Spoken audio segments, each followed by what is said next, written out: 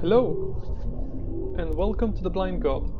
This is a game that I've developed, a prototype that I've developed as part of my owners project in collaboration with James Patrick Conroy, who did the audio, Jack Teviotdale, who did the environment art, and Paige Wilkie, who did the creature art. So let's jump straight into it first, and you can see the credits here, by the way. Let's go straight into gameplay. So, in this game, you can shoot projectiles. These projectiles technically come from your eyes, but it's difficult to tell. And you are going to basically create a deck or eyeball collection where you will add eyes, different eyes to your collection. This is the first choice you get to make, where you can choose whether you want to add a glaucoma and fire rate eyeball, a diabetic retinopathy and multi-shot eyeball, or macular degeneration or projectile size. You will already have one of each in your deck, you will just add the one of your choice right now. So for example, let's say that I want to add more fire rate, I select it twice to avoid selecting it by mistakes, and the wave is going to start. And so now, eyes are going to appear on some of the altars, which are also the points that I need to defend. I don't have enough eyes for all the altars, but you can see that there's one there. And so right now these sounds you can hear there's two. There's one that is like one of the altars being attacked, which right now I'm far enough that you can hear it, and then there's those pings. Those are a sonar that is meant to help navigation. So I'm going to first make sure that they don't destroy the altar. But yeah, so basically the navigation ping allows me, we'll see it later in more data, but allows me to detect stuff with via audio. These are just debug visualization. But yeah, so if I want to shoot faster, I can just shoot this, and now glaucoma started up here, and I'm starting to shoot faster. And I'm meant to try to defend the lake shrine, who's also being attacked. So I'm going to get some multi-shots here, so now I shoot 2 projectiles at a time, and let's see if we can get in time to protect the shrine from the bad evil guy. Yeah. So that sound is basically allowing me to locate the enemies. This is a lot of James' work, like on the audio side. And the nice creatures are all Paige's, and these pillars and rock texture and everything is Jack's work. So yeah, so now the wave has ended because I've managed to successfully defend it. So now I would need to go back to the statue to get my new reward. But before we do that, I'm going to kind of showcase a bit what we have in terms of level design and accessibility features. In terms of level design, you can see that the level is kind of divided into 6 main areas, basically 5 with a altar or pillar like this one. When activated, an eye appears, and 1 that has the statue that we were in before.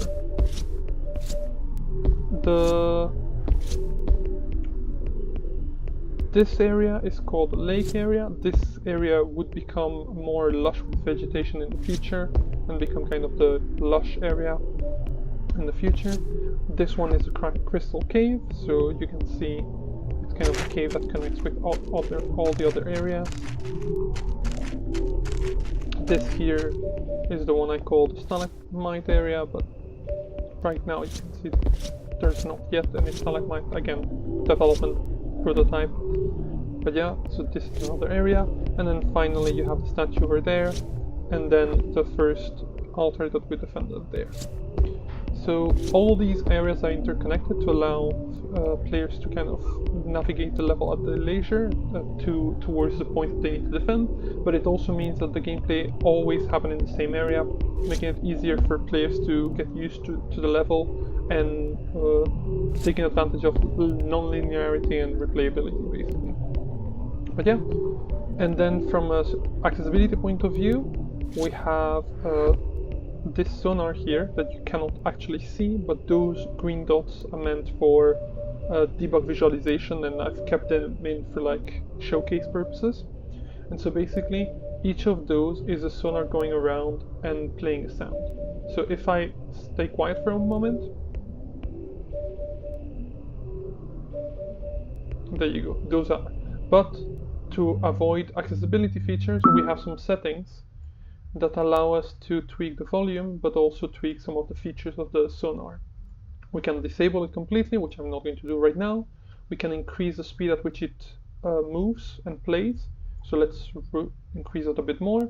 We can increase the amount of pings, so for example, to show it, I'm going to keep it at the same speed and increase this. And we could also play with the range. So just for demonstration purposes, I'm going to increase the sound and increase the subdivinations to showcase how that works. So now if I get closer, you can see how there's more pings on the same wall, where before there were like only 3 or 4, now there's about 6 or 7. And that applies in all directions, because the entire 360 degrees have been divided in more points, basically. This allows me to get here and hear that the sound is coming from the front. If I'm like this, it comes from my left ear. If I'm like this, it comes from my right ear. And if I'm like this, it would come from behind. There we go. And so the idea is that you can also, let's reduce this back to a more, but you can also increase the speed at which it rotates around you. So there, for example, we had to wait quite a while before we could hear the actual sound. So we could just increase that speed. So now it moves around a lot faster. And this, of course, allows the player to customize at their own leisure. And we also have a detection range, which allows the sonar to detect stuff that are much farther away. Like you can see now, we're detecting all those walls over there. Yeah, I'm going to put this back more or less to normal values. There we go. And then on the other hand, we also have the representation, which you might have seen during my gameplay, which we're going to start a new wave. That is basically representation by having visual impairment sight loss simulated on the screen, which I'm going to choose. So now I have an extra eye in my collection, and now I'm going to kind of ignore the enemies for a moment and just activate all of these. So as you can see here, not only do I get multi-shot, but I also get diabetic retinopathy, which is multiple dots on the screen, which you'll see I get some over there. And let's see if I can find that sound that you can hear is one of the altars telling us that it's being attacked, which right now is the lush area. This one is going to increase my macular degeneration, which is the dot in the middle of my screen, and also the size of my projectile. So you can see now it's more difficult to see what I'm aiming at precisely, but it's going to be easier to hit them because of the size. And the idea here, I think currently the levels for each of them is like up to 3 or 4 of each. Yeah, you have to hit the eyes of the enemies to kill them, and the enemies are moving with precision animation, so they can just move on any surface. Just clearly follow the floor. But yeah, this one doesn't have an eye.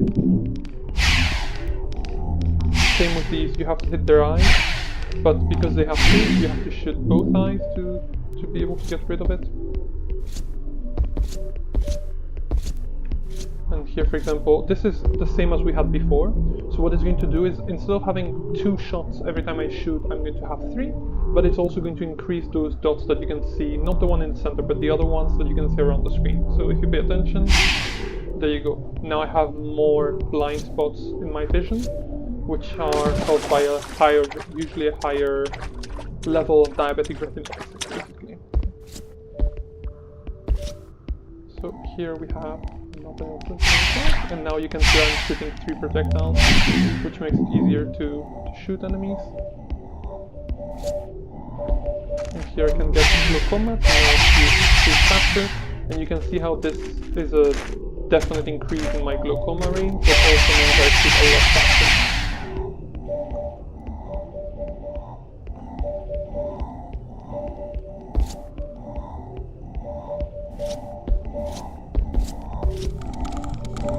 All the settings here.